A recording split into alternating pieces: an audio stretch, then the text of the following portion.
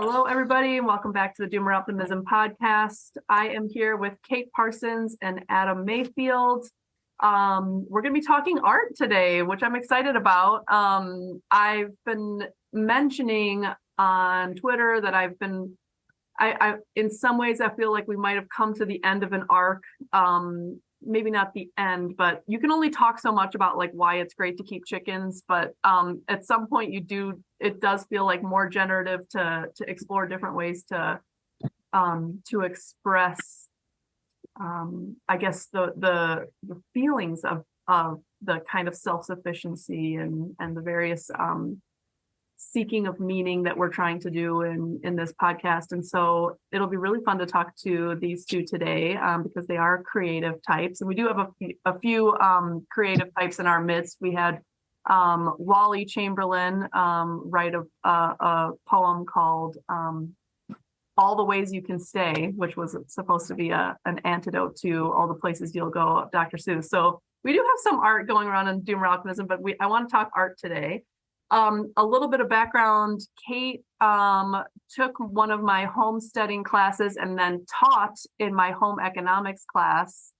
She has so many really interesting skills and is so normal, and I mean that in the best way, and so friendly and really capable person who knows a lot about like surviving in different settings, but also just, doing things in the home to be more resilient and self-sufficient. So I'm just meeting Adam for the first time. So let's have you introduce yourself, a little bit about your background, and then we'll have Adam introduce himself, and then we'll get into a conversation. So welcome to both of you. Great, thank you. Appreciate that. So I guess like usually, when I'm doing like an artist talk or something, I'll just chat a little bit of kind of where I am now. And I guess now I'm a professor at Pepperdine University, an assistant professor. I run a VR and AR art studio with my husband, Ben Vance, and founder of Fembit, which is a video art festival for LA artists and new media. But I come from the middle of nowhere in Montana, like fifth generation, like rancher farmers. We lived off grid for a chunk of the year every year during hunting season. And there was a good, those two things like didn't really mix, like where it was like, yeah, I'm from the middle of nowhere. I'm like a rural kid, like from cowboy stock, and then like moved to the city, and I'm doing all these things now that like, have to do with technology and new media. But like, I've always brought this background with me, and it's been very important to just my values as a whole. And like now it's actually kind of becoming a part of my practice as well. So I also run Primal U with Adam here and our friend Rob Mullins, which we can talk about a little bit too. But it's essentially a course or several courses on wilderness survival, self-sufficiency, mindfulness, breath work, basically, becoming yourself in outdoor settings. So, we're kind of just always finding a way to bring all these things together, and just really excited to talk to you about it today. Nice. Adam, your turn. You're up. Hey, it's good to meet you, by the way. Yeah, I've heard a lot too. of great things about you. Yeah. Yep. I'm Adam Mayfield. So as far as my artistic background goes, so let me start with this. I'm currently a wilderness survival instructor, among other things. But I started out as an actor, and to tell people who know me as an actor that I'm a wilderness survival instructor. Not so sexy to tell the people who know me as a wilderness survival instructor that I'm also an actor who lives in LA. So I tried to keep the two worlds separate for a long time. And lo and behold, here we are. So I started out just hunting, fishing with my grandpa. I'm an Eagle Scout, got into bushcraft and the idea of self-sustenance when I was a teenager, and just sort of ran with it. A little bit about my background there. Boulder Outdoor Survival School. I'm not sure if you ever heard of it or not, but it's a bushcraft school in Boulder, Utah, down in the Escalante staircase. So I spent many years there, and took a detour.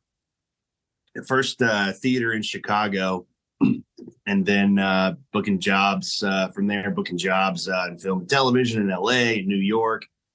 Then, long story short, got to a point where I wanted to, I don't know, get back to my roots in a manner of speaking, do something more meaningful with my life. So I started teaching again, wilderness survival and bushcraft. In the meantime, I was also studying how to be a mindfulness meditation teacher as well. So I bring that to the table in addition to wilderness survival and bushcraft. I'm interested in so many things. First of all, I don't think we've had a lot of guests who have done wilderness survival or bushcraft. I don't know what the difference is between the two. Mm-hmm. And I also want to know, how does mindfulness in your mind or your experience mix in with these? Absolutely. So the difference, first of all, the difference between wilderness survival and bushcraft, I like to say bushcraft is how to live in the woods, and wilderness survival is how not to die in the woods. Okay. Essentially. Bushcraft is more of, to some it's a lifestyle, to some it's simply the practice of primitive technology. That's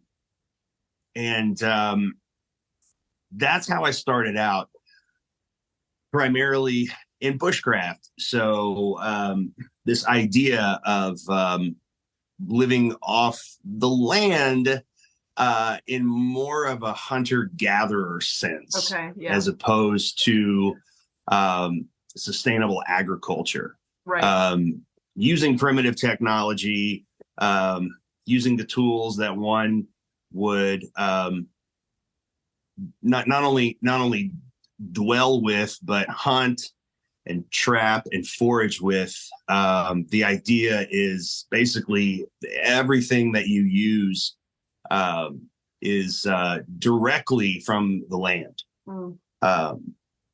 Every tool that you make, at least, that's the ideal, right? Or at least doing that as much as possible. So I did that for a long time, until I got hooked up with some people here in Southern California. One of them, namely Thomas Coyne. So one of the schools that I work for is Thomas Coyne Survival School. Got a lot of respect for that man. He is a very, very, very smart guy. He was the first guy that I really not only worked for, but sort of, he became a mentor to me, in that he really makes an effort to bring this stuff to everyday people, right? So you're not going to see guys like Thomas wearing, fringe leather and camo fatigues out in the field. He's, in fact, oftentimes you wouldn't be able to distinguish him from his students. And so I really liked that practical aspect that, we're bringing skills like this to average everyday people, to day hikers and so forth. Okay. So I started learning a lot more about practical survival and using more of the modern tools available to us as a safety measure. So it's kind of a hybrid now that I teach with him and with Primal U as well. Let's pause there, because I want to get back to the meditation question, but just for or mindfulness question, but just for background information, Kate, you can tell us what Primal U is, how it's structured, like, who is participating, who are the students, that kind of thing. just for some background. Sure, absolutely. So yeah, so it's a coursework a course that we hold. We have 3-day and we have 7-day courses currently. Although we're kind of looking to like mix it up in other ways as well. But we essentially, the three of us, like Rob, me, Adam, and then also Adam's wife Virginia will join us for certain modules as well. Take folks out to the woods essentially, and like hold classes on wilderness survival. So just straight up like, how do you start a fire? Shelter building, signaling, things like that. And then we do talk about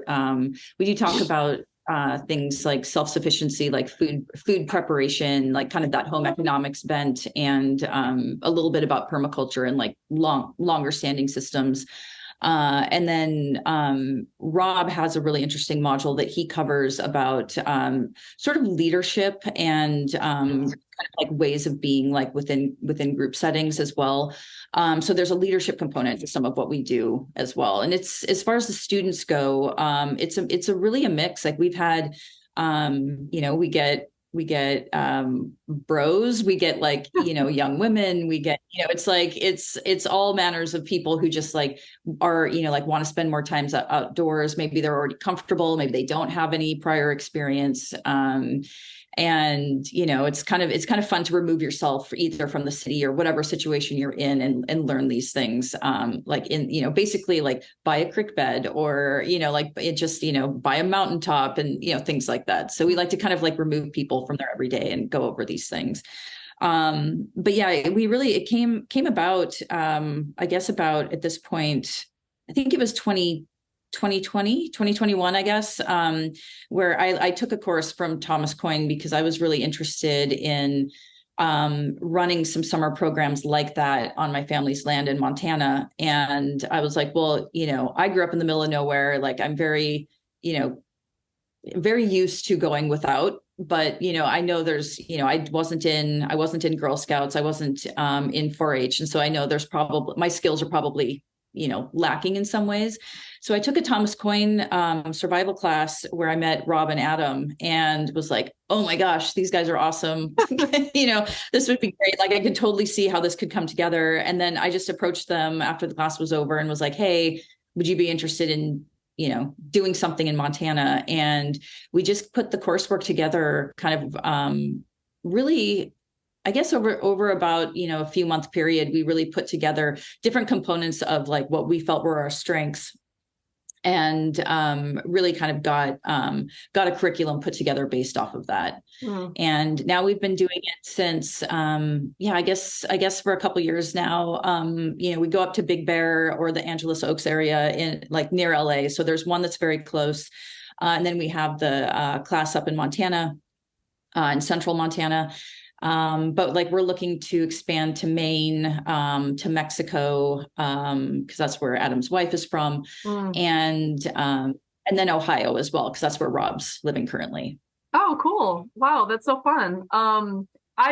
Patrick's brother, my husband's brother, lived in Big Bear for a while, so I know it. We visited there a couple times. It's pretty. That's the closest LA like skiing, right? Or one of the closer ski areas.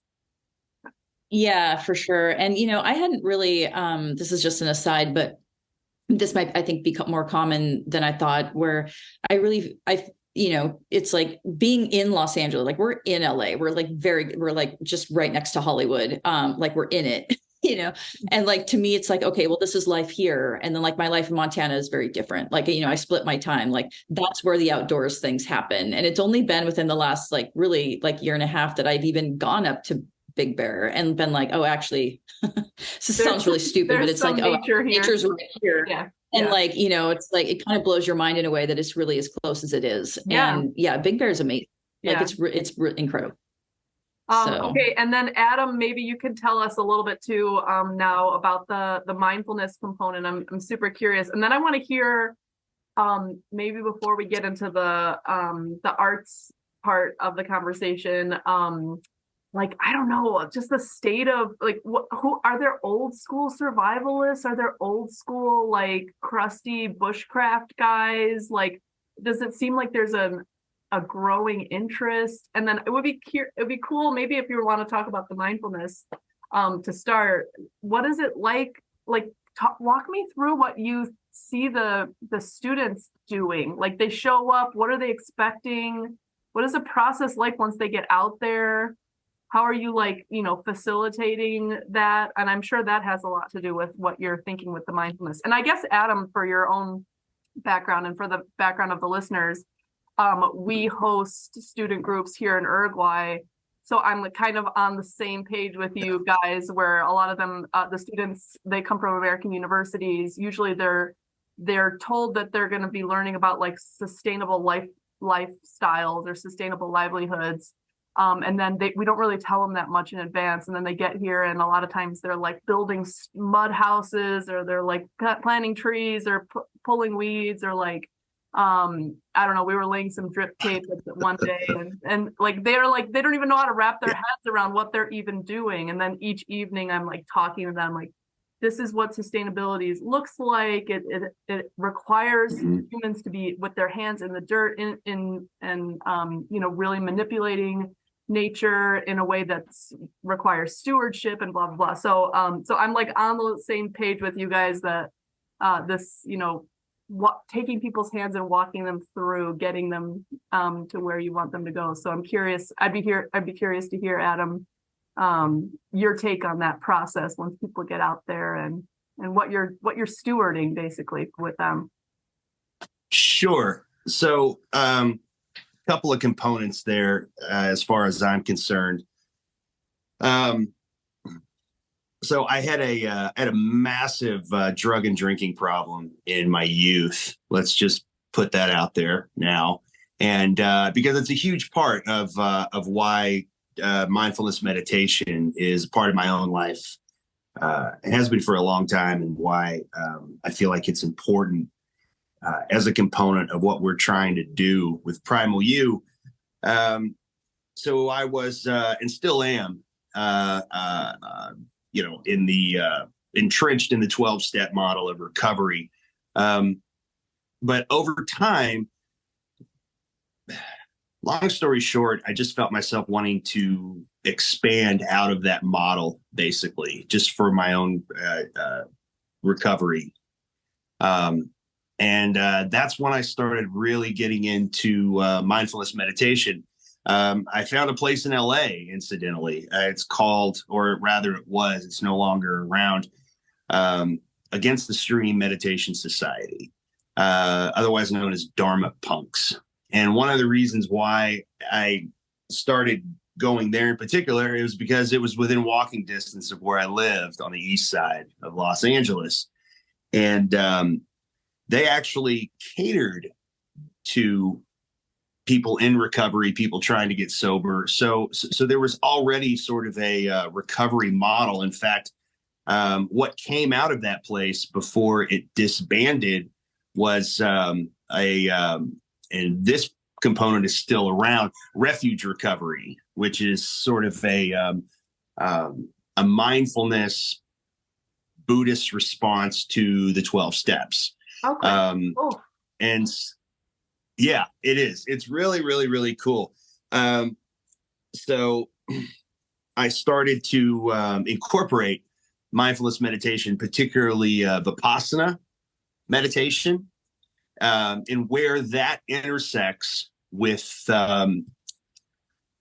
attachment theory, modern psychological attachment theory. Interesting. So there's so much to mine there, as it turns out. Yeah. A guy by the name.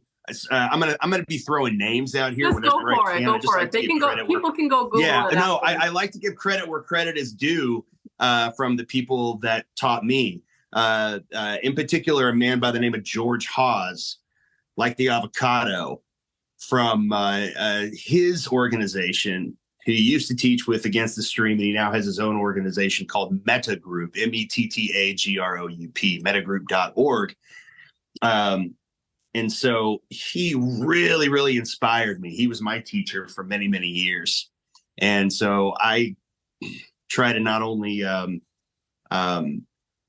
encourage students to teach, or rather to learn through him, should they choose to do so. But I try to introduce them to those concepts as well, where Vipassana meditation intersects with attachment theory, particularly from the standpoint of recovery, as well as personal development and so forth.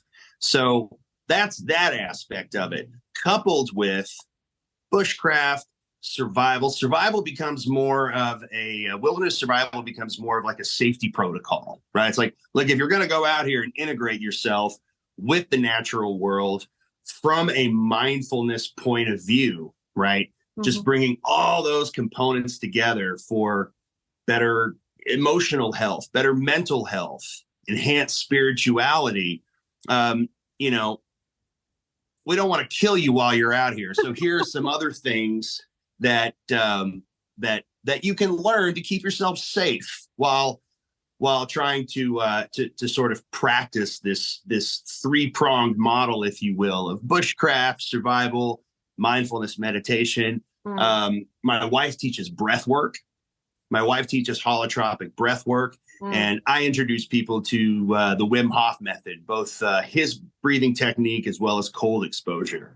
Cool. Interesting. Basically, I wanted, it's phenomenal stuff. Basically, I wanted to organize everything that helped me in my life in a way that could help other people. So it's pretty selfish and self-centered in that regard. No, that's great. And it worked for you, so you wanted to pass it along. I have to say, I went to this retreat recently, which was really cool in a lot of different ways, but I noticed that a lot of people who are into meditation type stuff, mindfulness type stuff, think that it all happens in the brain, and they'll be like, let's go and sit and let's like look at nature and let's think about how nature's beautiful and stuff like that. And I just feel like something that really feels lacking to me in a lot of like spiritual, or I don't know, programs where people are trying to find meaning, is that like practical or embodied component. And I should have had Jason, my normal co-host, on this one, but he's been busy lately, end of the semester. But he talks about something called embodied cognition, and it's like this combination of, he's like meditating out in the garden, interacting with nature, seeing how it interacts with him, and then kind of calming his mind. I think there's something really to that, and I just really wish, I don't know, there was more of that component where it's like we're not just looking at and thinking about nature. The whole solution to our problems can't just be like thinking right. I don't know. This is my feeling. I don't know how you feel about that. But I also want to know if you could walk us through, or either of you can both talk about what's it like when people first get out there, and like how do they transform over the period of time while you're out there teaching them these skills. Like, I think for a lot of urban people, it's just like they don't even have like the first experience thinking about providing basically most of anything for themselves. So just wrapping their head around like what is required for my own existence and safety, it seems like, one of a big step. Okay. I don't even know where to begin, because you're absolutely right. You are right on target. As far as urban people's reaction to being like submerged in the natural world for one of the first times in their life, perhaps. Another thing that I do is I volunteer for an organization called New Earth, and a guy by the name of Harry Grammer founded New Earth. And basically what New Earth does is takes at-risk and formerly incarcerated youth and works to rehabilitate them into the working world and so forth, into society. One of the programs within New Earth is called Beyond Boundaries. And that's where I come in, as does Harry and a number of other people, where we take some of these kids out into the wilderness. some of them, most of them for the very first time. All right. Now, mind you, these are kids in their teens, some of them in their early 20s, even if I'm not mistaken, who have who've done, you know, some criminal things. Let's just put it that way. Whether it's theft, larceny, battery, attempted robbery, and more. And so to see these kids, right, these hardened street kids come out into nature for the first time and scream and giggle and just express absolute awe like children is mind-blowing to me. Absolutely mind-blowing. How terrified they are when the sun goes down. It's and then to see that transformation, over the course of just days, and what they have to say about their response to being out there. I'm actually going out with Harry and I think about 30 of the kids, if I'm not mistaken, maybe a little less than that. I don't know what the dates are yet, but we're taking kids incidentally out to Southern Utah to a place out there for the Beyond Boundaries program. So, you know, that's like on one side of the spectrum. Okay.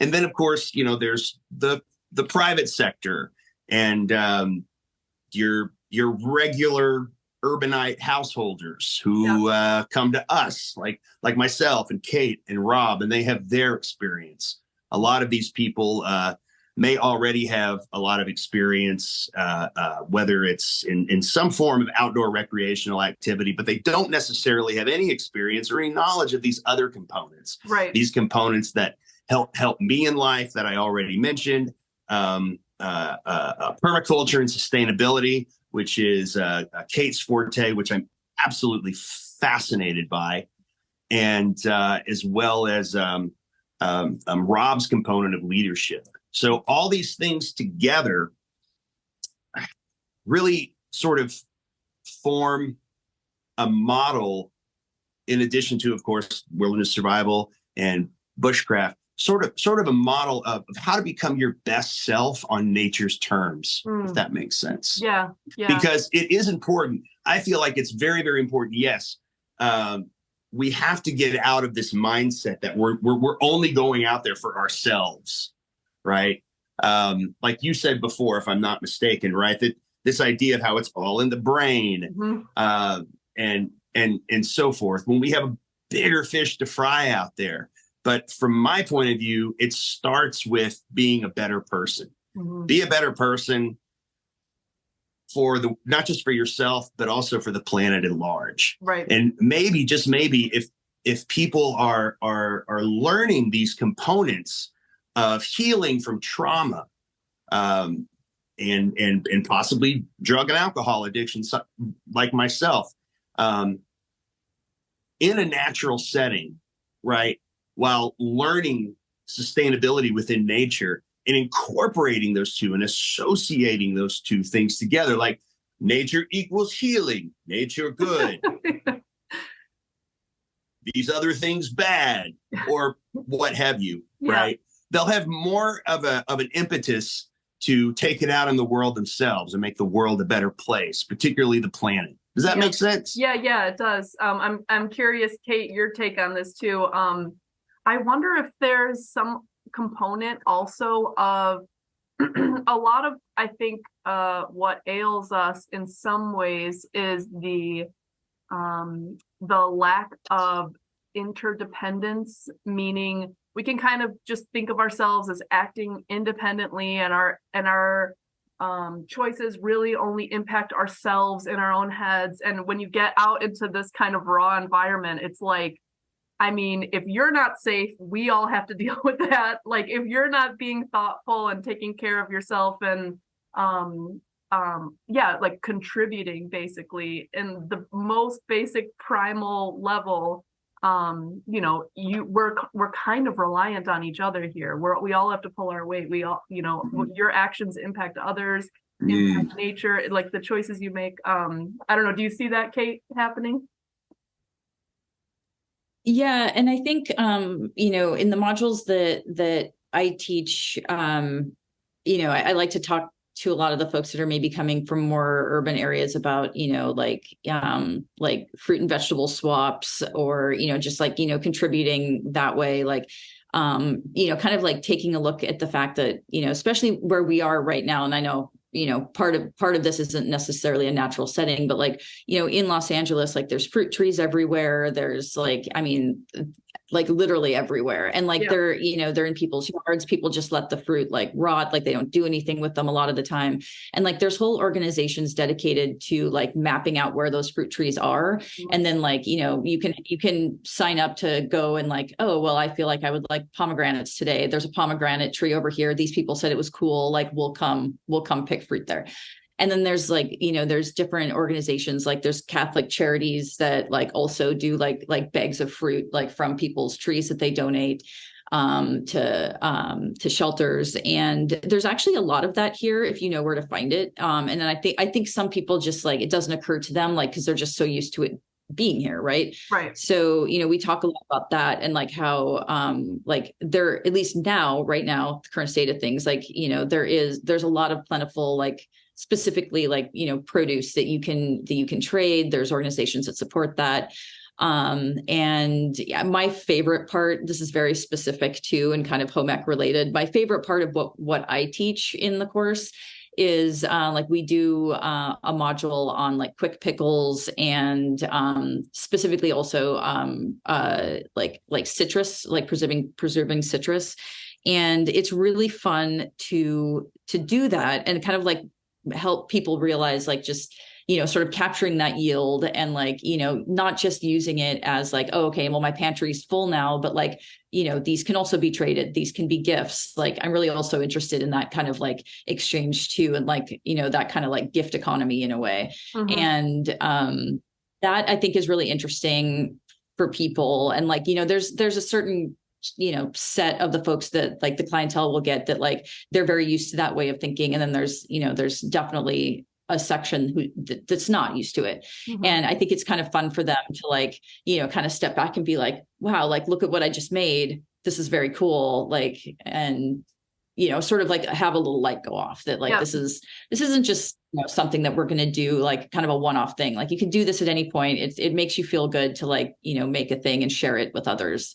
And to me, I don't know, that's one of my favorite things that I teach there. Yeah. I have a friend from grad school. I visited his family. He lives in LA. His family's all from Mexico. I think he was born in Mexico. And it's so funny because they have this tiny little house with a tiny little yard that's like all concrete, but in that little back area, there's just like herbs and fruit trees and like a tiny little tomato patch and like everything they can use of that space they do, and use it in their cooking. And I love that that's just like part of the culture. But I think for a lot of city people, lost that culture of producing what you can, exchanging what you can, sharing. So it's cool. That's really cool that you're reteaching that, and it really is empowering for people once you show them what's possible. Anything else we want to touch on Primal U or wilderness or bushcraft before we move on to the artist talks? I'm kind of curious, like, do either of you have a sense of, is there like this is so out of my wheelhouse, so I'm probably going to sound stupid asking this question, but is there like an American tradition of like bushcraft and wilderness survival that like, are there like certain names that everybody knows, or is it just kind of like a cultural thing? Like if you grew up in Montana, this stuff, like how to protect your livestock, and how to hunt, and that kind of thing. Or is there like, I don't like, what is the culture of this? I don't really know that much about it. It'd be interesting to riff on. I've been exploring that topic myself for a while now. This bushcraft and wilderness survival has obviously become mainstream. Hmm. It used to be sort of a niche. Mhm. Now with reality television, Right. particularly reality television, it has become Right. so popular. Naked and Right. Afraid. I know my Um, dad always mentions that show, and he's a real city guy. Oh, So if he knows it, then it's mainstream. yeah. Oh God, I'm gonna be sick. Yeah, there's Naked and Afraid. There's Bear Grylls, and some of these shows do have a component of legitimacy to it, in my opinion. Right? There's Yeah. Alone, and there was Survivor Man with a guy named Les Stroud, and so forth. But and then there's this other romantic notion, I think. We really sort of celebrate and reward autonomy in this culture. Right. And that coupled with this romantic notion of the mountain man from 150 to 200 years ago, people often come to us with this romantic notion in their heads of like learning how to walk out into the forest alone, just the shirt on their backs, and become this transformed human being. One of the things I like to tell my students is that those mountain men these stories that you've heard, these romanticized stories about this subculture from 200 years ago, most of them died. Okay. We probably know about 3 or 4 or 5 that we can count on one hand that became famous in the annals of history. The reason is because the rest of them just up and died. It's not easy to do. Right. These skills not only take time to learn, but it's not necessarily practical to do it that way. I do want to touch on one other thing. You mentioned the word meaning, Ashley. Mm-hmm. And I think meaning is something that is so important to discover for oneself. Mm-hmm. What is your purpose in life? And that's another thing that we really try to incorporate into this. That term embodied cognition, I'd never heard it before. Mm. And I actually find that fascinating. I'm going to look more into that. But I would say that as far as the culture goes, I feel like it's our job to maybe expand on some of that is actually good. People becoming more aware of the natural world and hopefully want to protect it. But, oh, my God, I spend half my time just debunking the myths. Right. Because of what people are seeing on YouTube and oh, I can build a shelter out of this, or I can pee in a Ziploc bag and use it as a magnifying glass to start a fire with tinder. No, you can't. No, you can't. That's funny. This is so funny too, because it actually kind of mirrors the homesteading thing, which is like there's cottage core Instagram models, and it's like, oh yeah, I want that life. Like it looks so quaint, but also kind of glamorous. And then when people have chickens, it's like you learn the reality.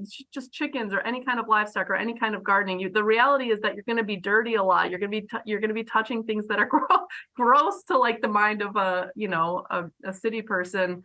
You do have to clean out the manure from the coop and the bedding. That is part of it. It's not just the green and blue eggs that you get to put on Instagram. But it's funny. And what comes to mind is Into the Wild, that movie. And actually that was like a great example of somebody who is like sort of ideologically driven to do something super extreme without taking the necessary steps. Like a lot of people who were like, I'm assuming historically who did bushcraft learned it over the course of their lives, growing up, spending time, being guided by somebody older than them, what they're doing, as opposed to just thinking this romantic notion of like, I'm going to live off the land. Oh God, yes. Yes. Thank you. I'm so glad you said that. Yeah, boy, man, talk about a disaster of an idea. God, that poor guy. I know. And then I in would the say end, he that was just eating rice, yeah. which isn't even really living off the land. Like, you know, he was like, No, it's not. Yeah, and yeah, so yeah, yeah. I mean, it's you know, silly, but you know, it doesn't need to be like that anyway. It doesn't have to be one it or the doesn't. other. It can be, you know, we can learn No, it doesn't. little by little. Exactly. Yeah. It's so true. It doesn't have to be one or the other. You know, where's the happy medium? And I think that's what's so great about the things that that you teach, Kate. The homesteading and permaculture, that is far more realistic.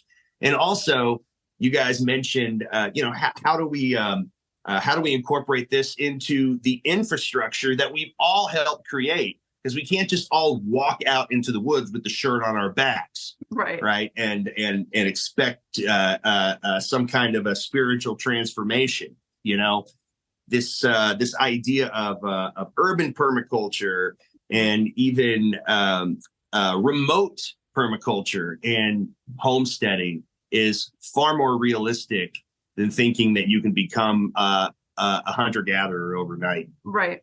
And I definitely think of it all as kind of like a suite of meaningful activities where you're gaining some competence and some self-reliance. And a friend of the show, Joe Norman, is grew up a city guy, got some land in New Hampshire, started with a little garden and some chickens. And I think it was like half a year ago, he trapped a beaver.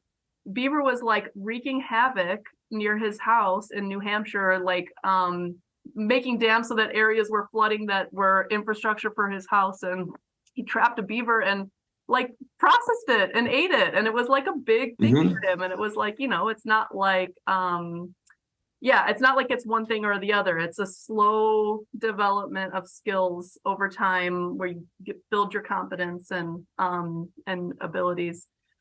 Kate, anything else on this Primal U topic before we move on to the artist talk?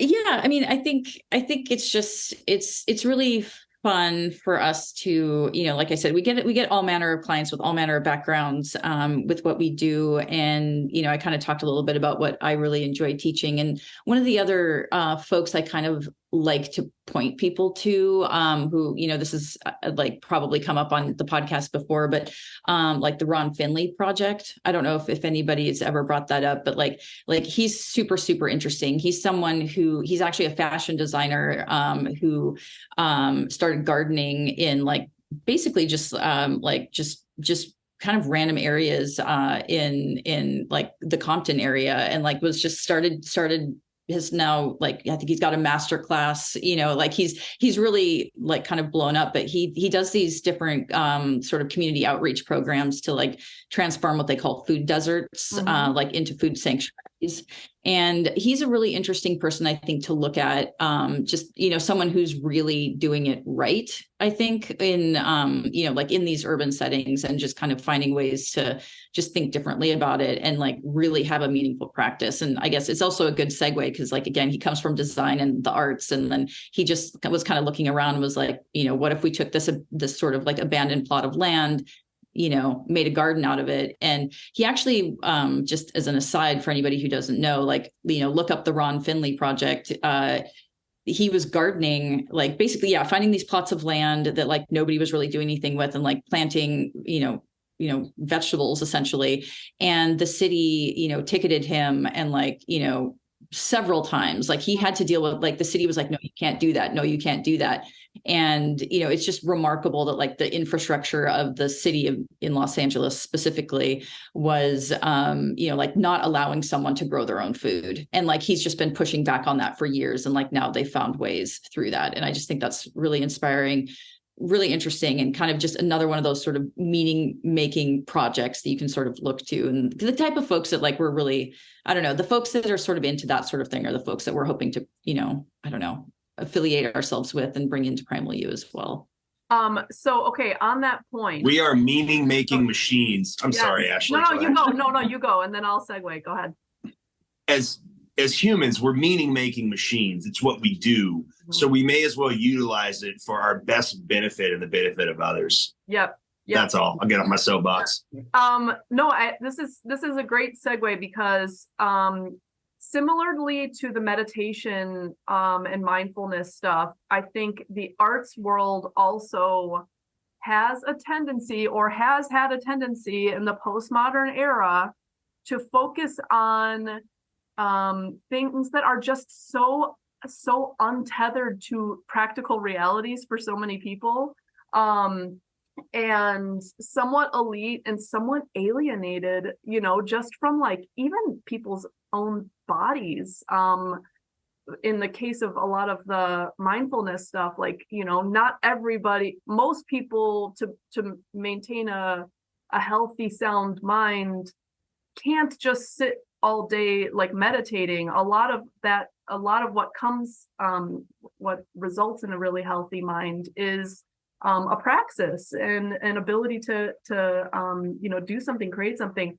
Same thing with the art world. It feels like, and I know, Kate, I'm going to tee you up for your mini rant. The deconstruction of everything. We're to the point now where it's like,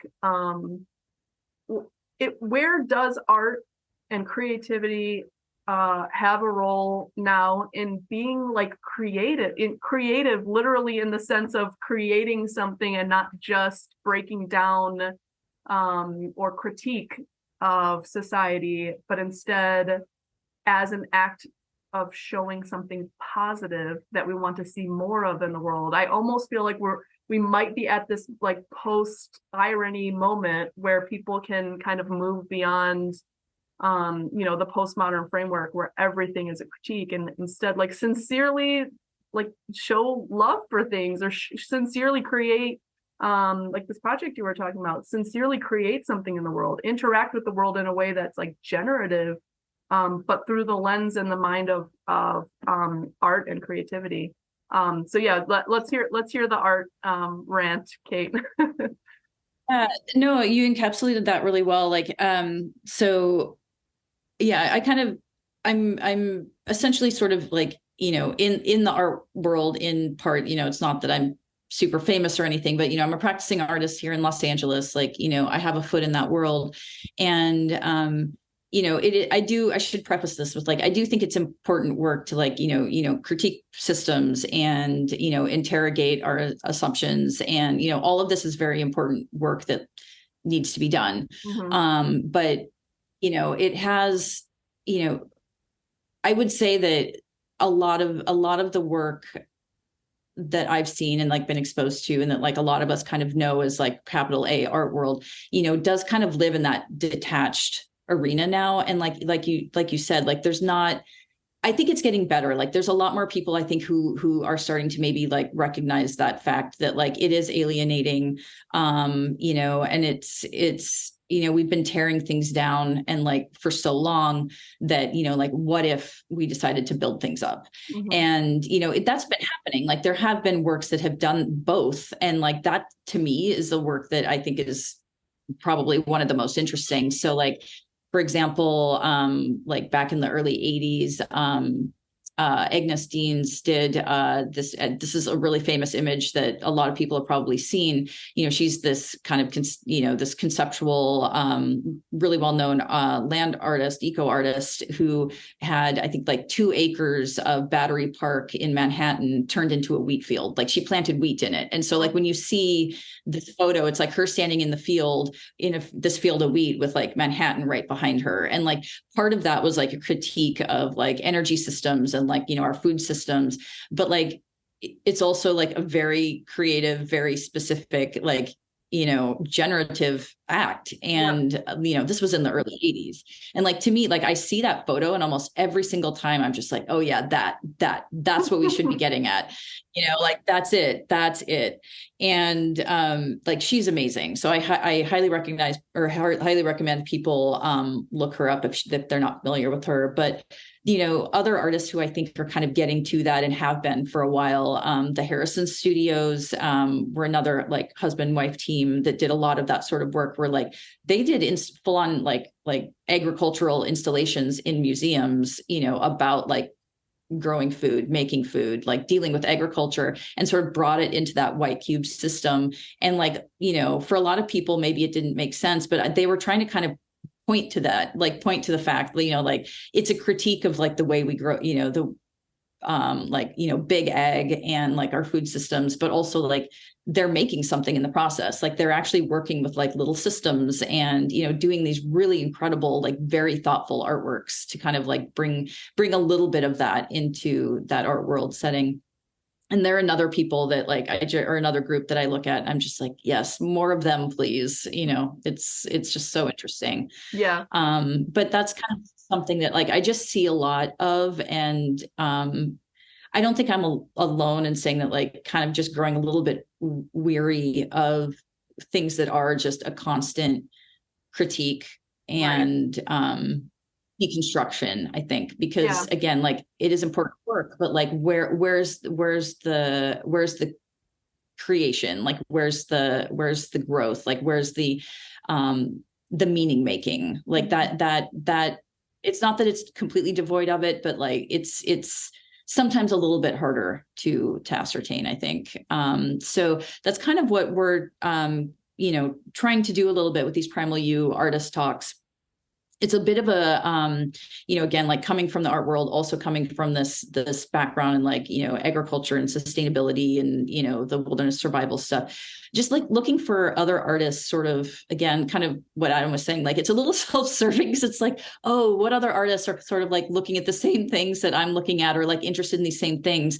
Oh, they'd be interesting to talk to. Let's have a conversation with them. Yeah. And sort of seeking out the folks that are like thinking about these things a little differently, or I think, as I put it in the last Eventbrite we did, it was like, folks that are sort of working in and with the natural environment in some way. And our first artist talk with Richard Wheeler, who's a friend of mine, he's a really interesting person who I think is like, he's kind of the exact individual you would want to start these artist talks off with. He's like a 9-year Army veteran.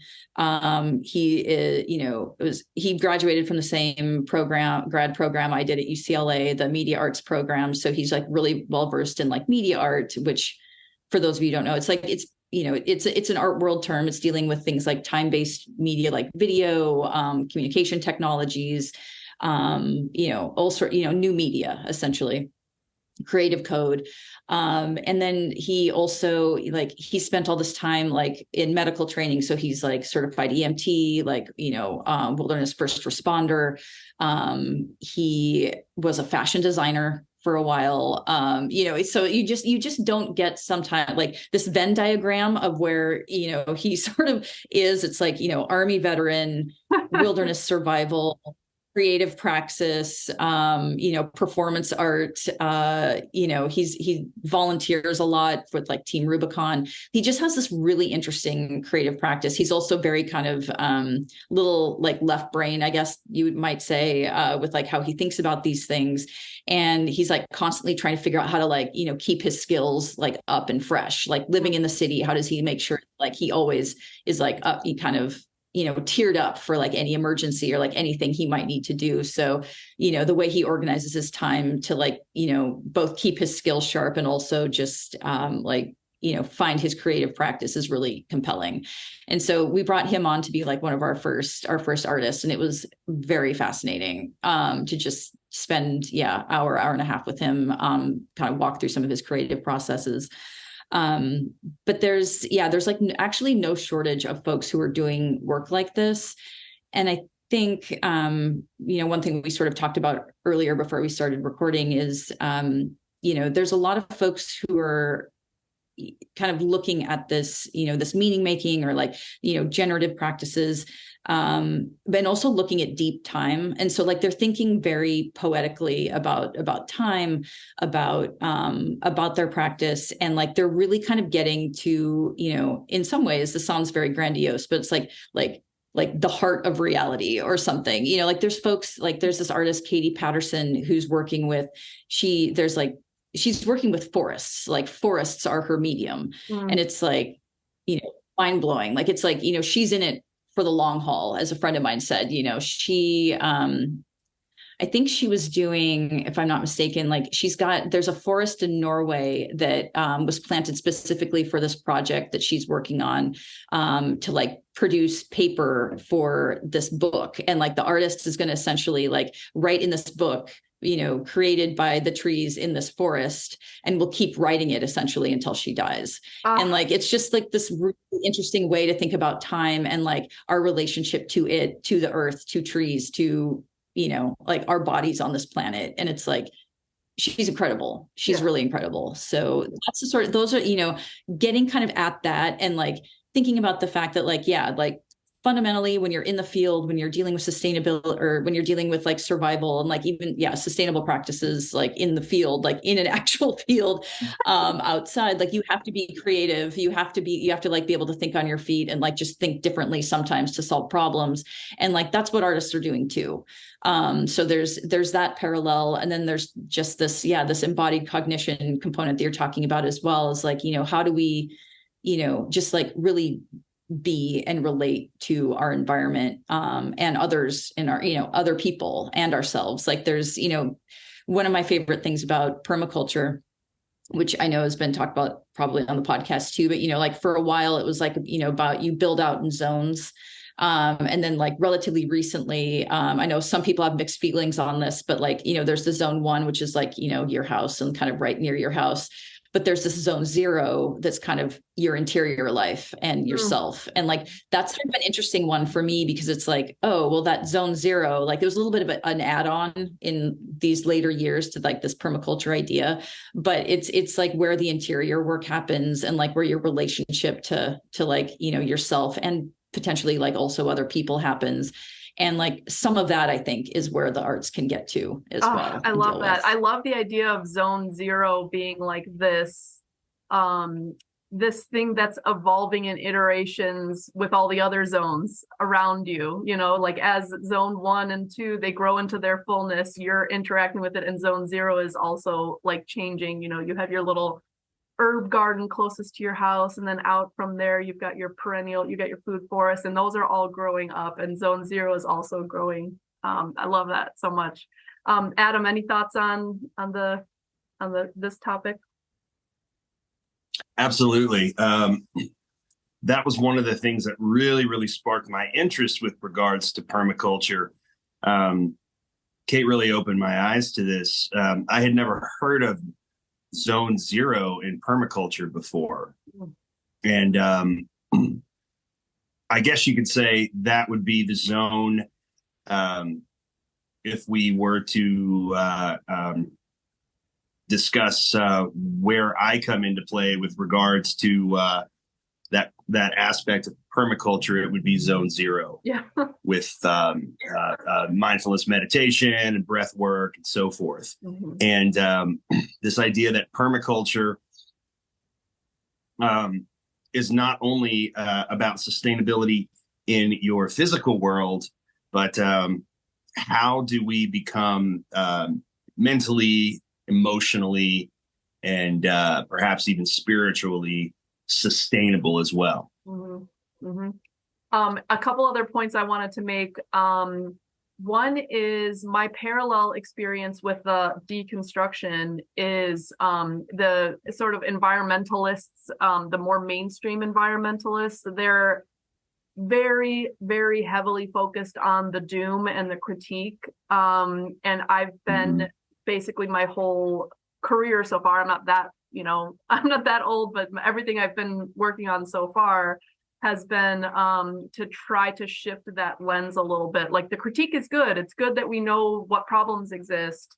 So very similar to the art world, but what can we do about it? And we can't just get stuck in this endless cycle of critique. I think there's something really nihilistic about it, where you're almost like, there's almost like a one-upmanship of critique, like, oh, I'm going to critique it more, like, oh no, it's even more doomery than you think that it is, and it's even worse than you think, and like everybody's just like out depressing each other, and it's just not any way to be creative or to have like a goal towards something positive.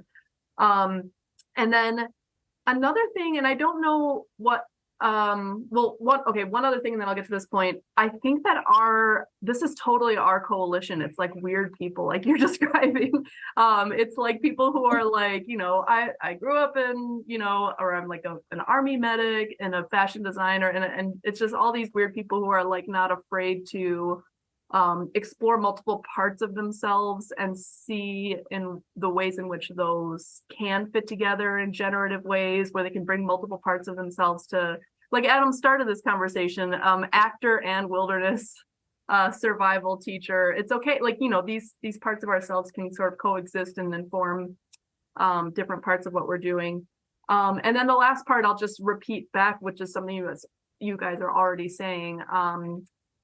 There's a certain amount of creativity that everyone is employing in these acts of even wilderness survival, bushcraft, permaculture, home economics. These are fundamentally creative acts. And in some ways, the artist can help, the artist you're describing, Kate, can help point us to like the higher level meaning in some of these things. But I also think in a widespread way, think of a lot of these things as like folk and craft art, as like people's daily life. You're in the act of creating in a daily way. And I think of Roxanne from our class, Kate, who's just always making these beautiful things with her daughters, and her sourdough bread is so beautiful. I feel like it should not be eaten. But that's not the whole point. It's almost like Buddhist in some ways, how the Buddhists make those sand sculptures and then blow them away. It's like that. You're constantly creating, but constantly, like able to let go too. I mean, I think there's something really important about the everyday creation of life, the everyday crafts, the folk arts, have a piano in your house, and not only a professional piano player can play it.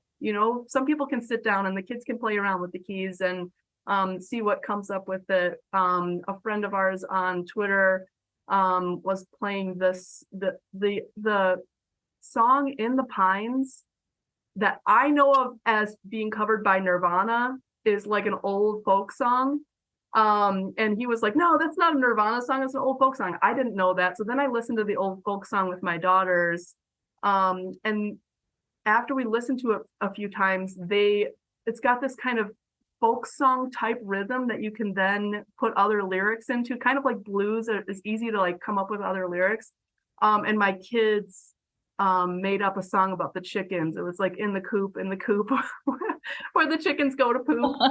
But it's like this is what this everyday acts of creation, I feel like, are what I'd like to see more of, talk more about, showcase more here.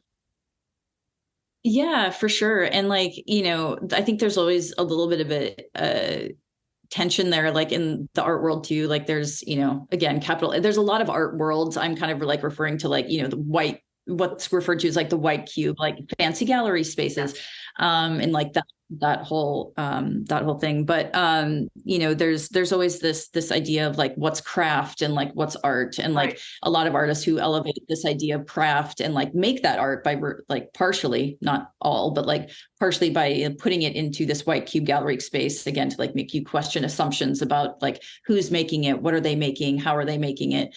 And all of that I think is really important work, and I love that sort of thing. But also it's just like, yeah, but also there's just incredible acts of creativity happening at home that like don't necessarily need to be in that space. And like if it is, that's great, but it doesn't necessarily need to be. One of my most favorite examples of this, and I'm like still heartbroken they're not around. There was this group or this place in Los Angeles called Machine Project, that dealt with essentially what's called relational aesthetics, which is literally that thing where it's like the art happens in the exchange between people.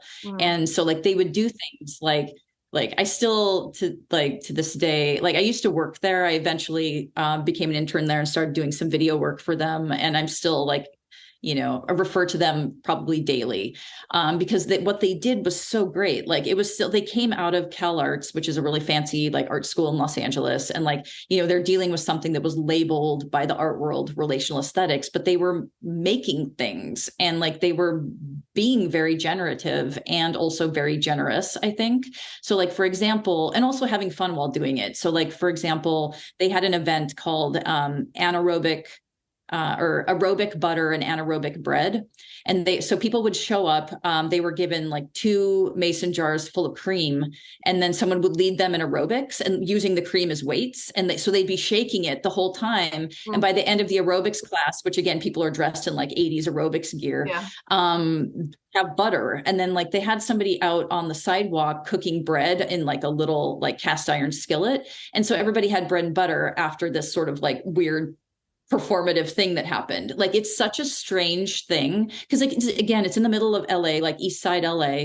And then there's these people inside like shaking these cans of cream, making butter, and then enjoying bread and butter with people afterwards. And I'm like, oh my God, these people are so incredible. I'm in love with this whole thing, and like they did stuff like that all the time. And then they would run classes on sewing, electronics, things like, they would get really out there and like find all these really fun connections between things and then make classes out of it. And like, and like, again, like things that are very useful. Like they had, you'll maybe appreciate this, like kind of bringing it back to like, academia and theory.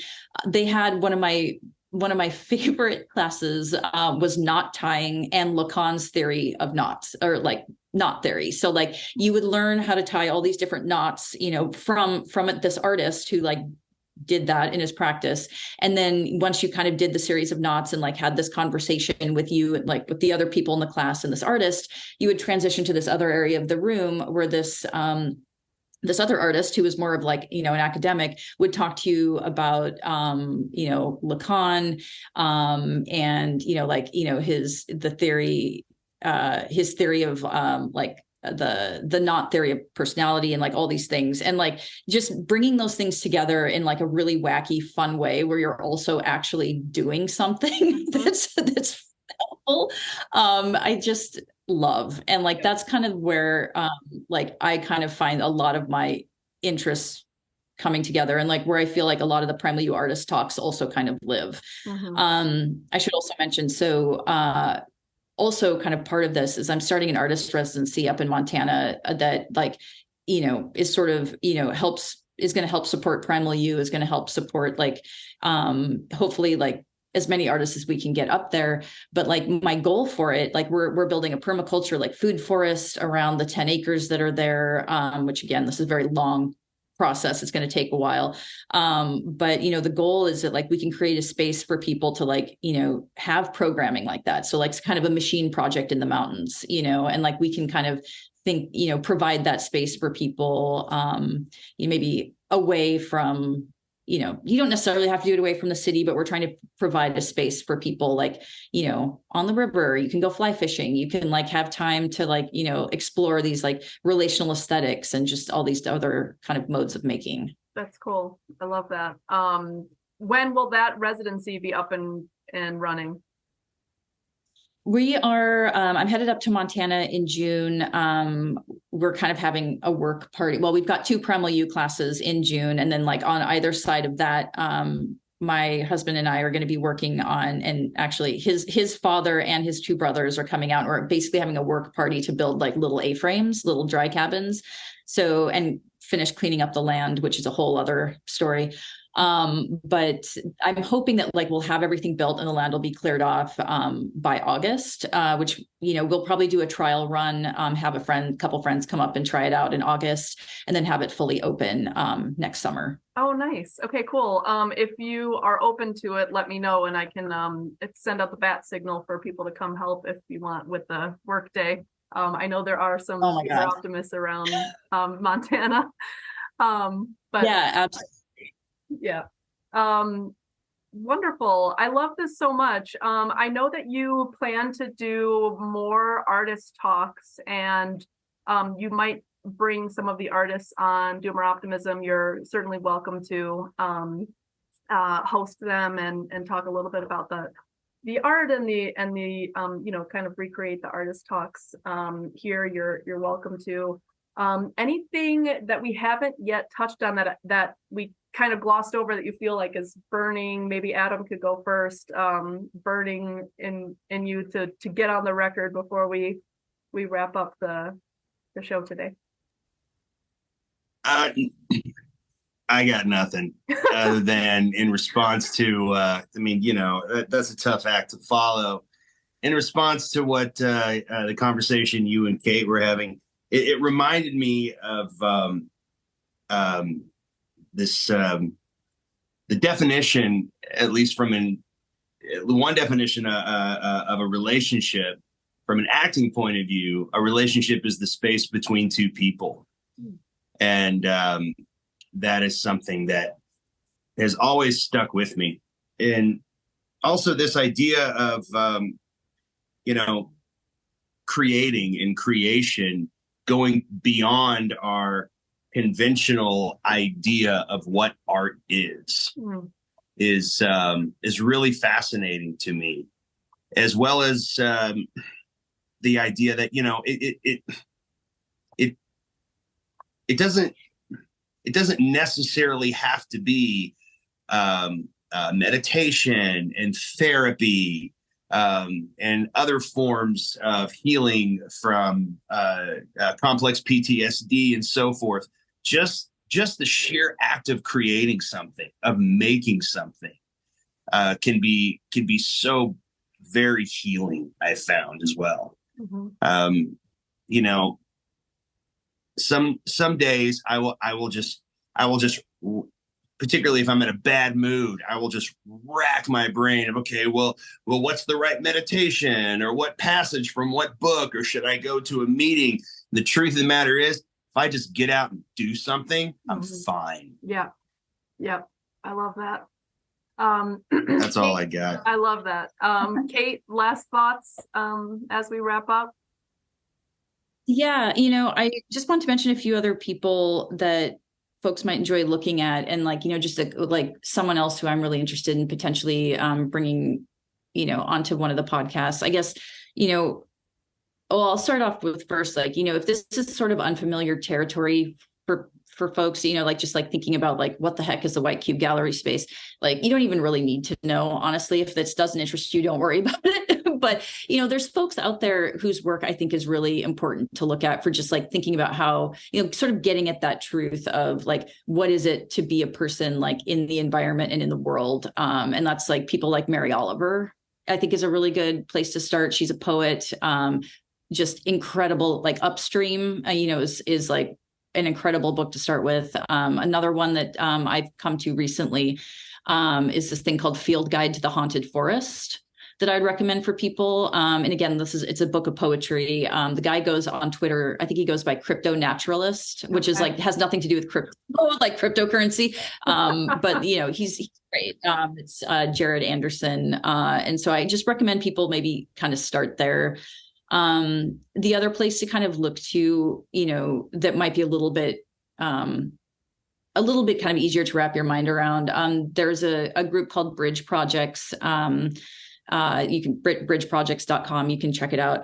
They do a lot of curatorial work around, not necessarily the natural world, but their whole MO was, looking at art history and religion, religious practices, and how all those things kind of intersect. And we were actually in a show with them called To Bow and to Bend that was focusing on trees and the environment, which is how I came across Katie Patterson's work. But this is all work that's all about building up and kind of understanding our spiritual relationship, and or some of the work in the exhibit, it kind of runs the gamut. There's a lot of criticality in some of the pieces. There's some stuff that's very overtly religious. There's some stuff that's very spiritual, but it all comes back to trees, and it's photography, sculpture. We had a couple VR pieces in it actually. And, video, just all sorts of really amazing things. Somebody did, Lucas Reiner did a basically Stations of the Cross, but with specific trees found in California. So it's there's just this really nice, there's a lot of really interesting metaphors for getting at these like spiritual and like religious truths, like in these types of work. There's a lot of like, very direct analogs. And like, that's the sort of thing that I think it's a fantastic show, or was, it just came down sadly. But you can kind of go online and like learn a little bit more about it. And to me, it points to a lot of kind of what we're getting at.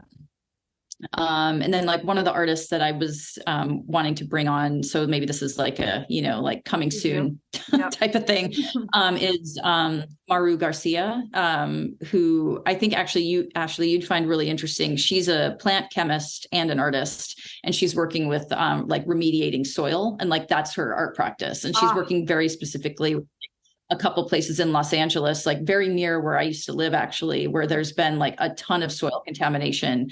And like she's gotten a grant through the Getty for this Pacific Standard Time big art show that happens every few years, to really bring attention to that and like show like in this kind of like artistic lens, like how to fix it. And like, I just love that. She's also actually, she deals with fermentation. She's got like pieces that are like fermenting like in the gallery, and people kind of have to take care of the SCOBY. And like, she does a lot of that sort of work that's like literally making things that, are useful for people and solving problems. And she'd be a great one to bring on. I love that. I just have to briefly say before we wrap up, there is this guy I keep meaning to bring on. I went to this conference in Portland like 4 or 5 years ago, a rural sociology conference. And as part of the conference, I went on a field trip, and I went to a water treatment plant. I had no idea what to expect. And this water treatment plant outside of Portland was like an art installation. It was so amazing. Basically, they raised this whole area next to the water treatment plant and built a wetland. And they brought in this Japanese landscape architect to like populate the wetland with appropriate plants. And he planted all of the trees like this as much as possible, like almost as horizontal. And then as they grew, they kept growing up. And it was like a statement on how like nature will correct itself. They used, pulled in Paul Stamets, who's like the main mushroom guy, to do experiments on different contaminants in the water. They did like different plots of different mushrooms to see if they removed some of the contaminants with these different mushrooms, and like then what can you do with the mushrooms? Are they in the fruiting body?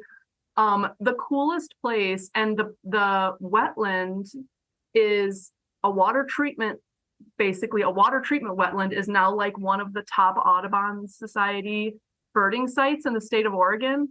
And I'm like, so I just like love where it's like this, it's just this one guy who's just psychotic enough to like basically make art out of his water treatment job. And also had, a cool enough, it's a town outside of Portland, a flexible enough political environment that he could make that happen. Because there was another thing where he was trying to make the case to build the wetland. When water comes into the water treatment plant, it's usually higher temperature than when it needs to go out, because people send hot water in, from showering, etc.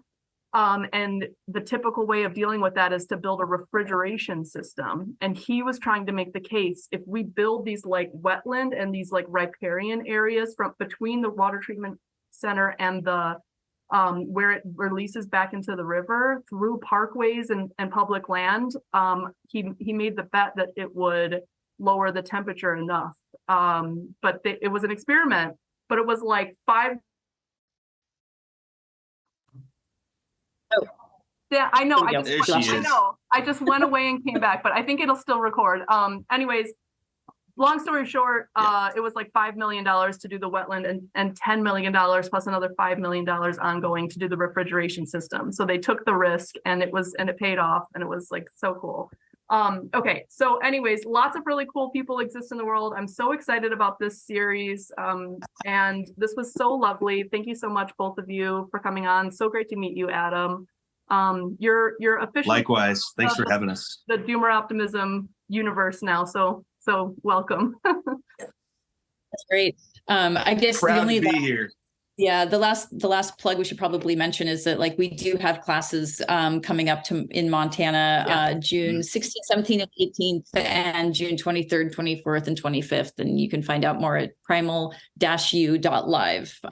So we'd love to have people come up and visit us. Nice. Okay. Thank you Yes, we so would. much. This was Come great. join us. All right. Have a good one.